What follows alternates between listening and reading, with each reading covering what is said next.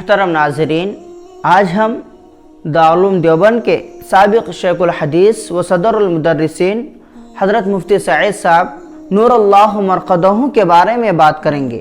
ان کے خواب میں حضرت جبرائیل علیہ السلام نے ایسا کیا کہا کہ اس کے بعد سے وہ کہا کرتے تھے کہ مجھے کسی کے مرنے کا اور خود اپنے مرنے کا بھی غم نہیں ہے۔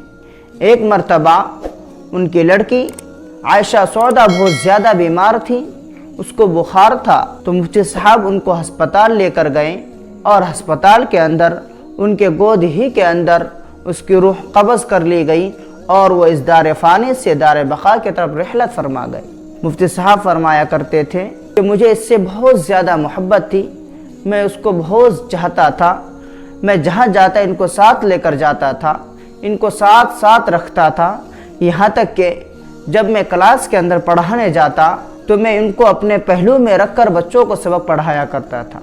ان کے تجہیز و تکفین کے بعد اگلے دن میرے اندر پڑھانے کا بالکل بھی طاقت اور طاقت نہیں تھا اور مجھے نیند بھی نہیں آ رہی تھی۔ میں اپنے کمرے میں لیٹا تھا اور اس کی اماں اپنے کمرے میں لیٹی تھی، تو اچانک میری آنکھیں لگ گئی اور میرے خواب میں حضرت جبرائیل علیہ السلام تشریف لائے اور وہ مجھے تسلی دے رہے تھے کہ تمہاری بچی تم سے زیادہ محبت کرنے والے کے پاس پہنچ چکی ہے۔ تو اتنا سننا تھا کہ میری آنکھیں کھل گئی اور میں اپنی اہلیہ کے کمرے میں گیا اور ان کو بیدار کیا، تو انہوں نے بھی سیم یہی الفاظ کہا۔ انہوں نے کہا کہ میرے خواب میں حضرت عائشہ رضی اللہ تعالی عنہ آئی تھی۔ چنانچہ یہ سن کر میرے دل کے اندر ایک سکون پیدا ہوا اور ایک تسکین معلوم ہوئی۔ اس کے بعد سے مجھے کسی کے مرنے کا اور خود اپنے مرنے کا بھی غم نہیں ہے۔